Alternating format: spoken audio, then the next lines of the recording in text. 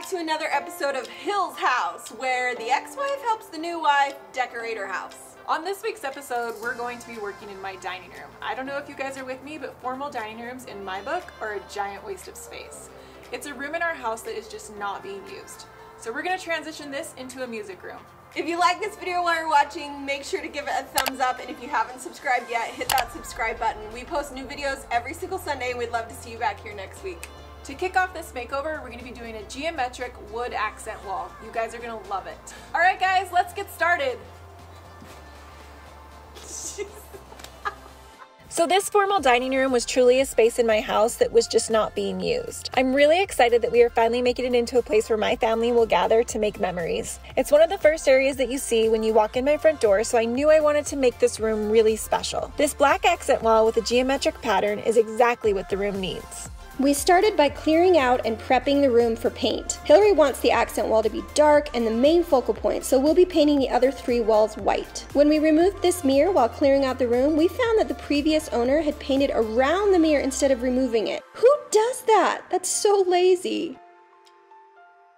In order to get a visual of the pattern that I wanted and some basic measurements for the wood that is going to be used on the wall, we used painter's tape to map it all out. None of this will be level or perfect by any means. We know there's several ways that you can do this, but we chose the old tape on the wall method and it totally worked. Once the tape was up on the wall, we calculated how many boards we needed and added a couple extra just in case. We headed to Home Depot to get the paint and made the rookie mistake of picking a paint color in the store versus bringing it home and deciding in the room if the color worked in the space. You'll see how we feel about this color choice later on in the video.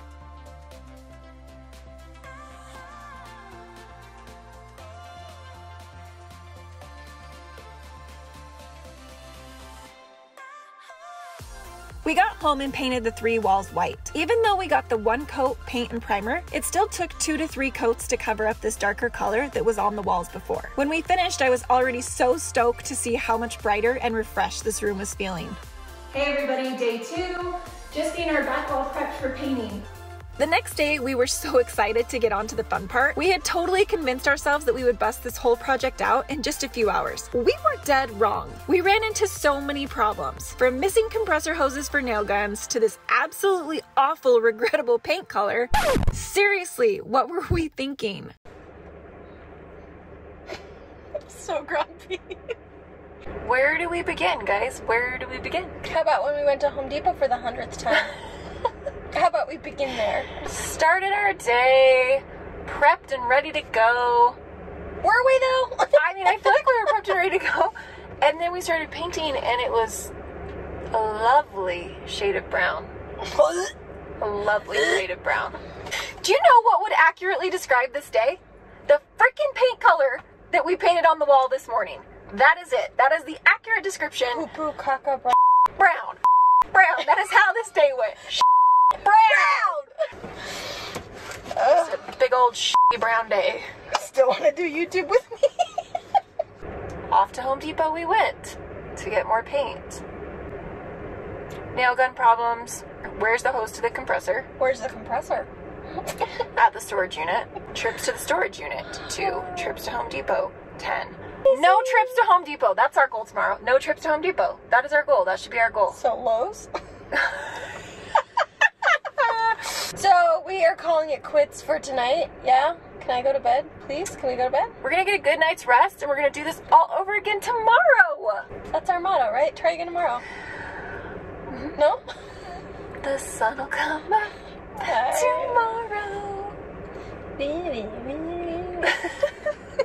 We're gonna wake up, we're gonna curl our hair, then we're gonna bust that damn wall out.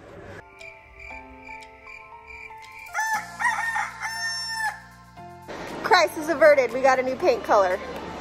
Seriously, when this black paint went up, we both let out this huge sigh of relief that today was definitely already better than yesterday, and today was the day the wall was finally going to come together.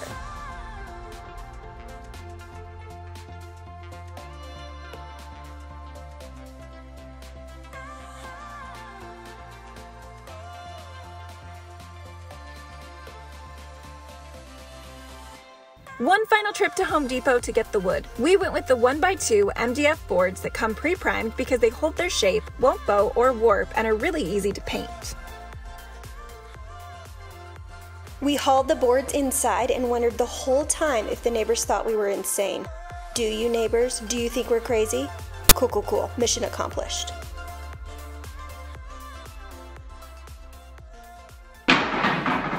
See all this wood?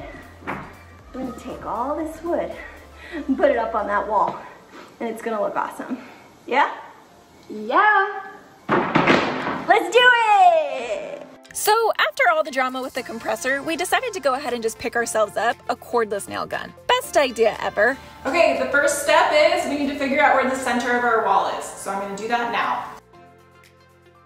Okay, the second step is we're gonna kind of map out where our design is. So we have 3 vertical boards that are going on the wall, and then the designs are kind of going in between those. So I'm gonna go ahead and measure out from the floor up where our 3 vertical lines are gonna be.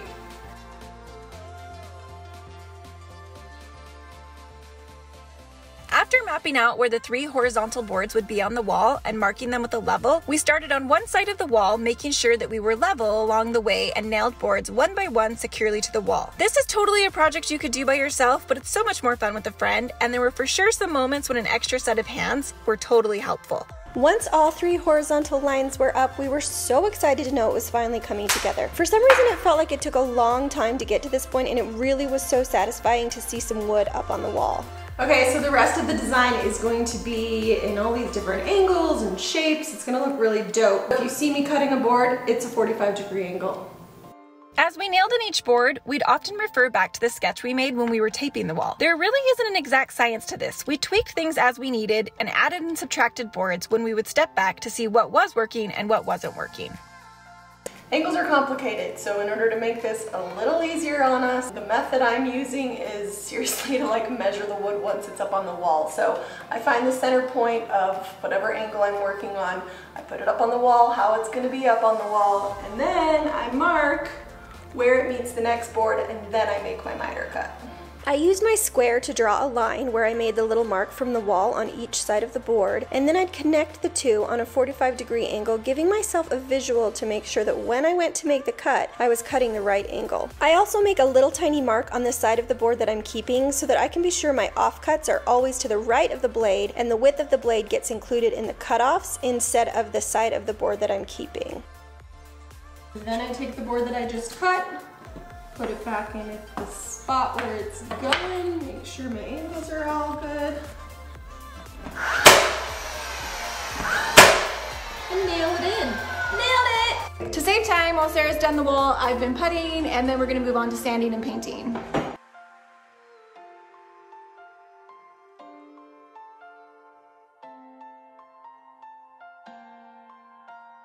Once the last few boards went up and the putty was dry, we used sanding blocks to sand all of the putty flat and all the boards smooth. Then we painted all the boards with the same carbon black color using brushes and a roller to give them a super smooth finish. We're almost done! And just like that, the wall is done. I can't tell you guys how much I love this wall. It turned out exactly as I had envisioned. We have a few more DIY projects planned for this room, but I'm certain that the wall will be my favorite part of this makeover. Thank you so much for watching, everyone. Make sure you hit that subscribe button so we can see you back here next week for part 2 of this awesome dining room to music room makeover.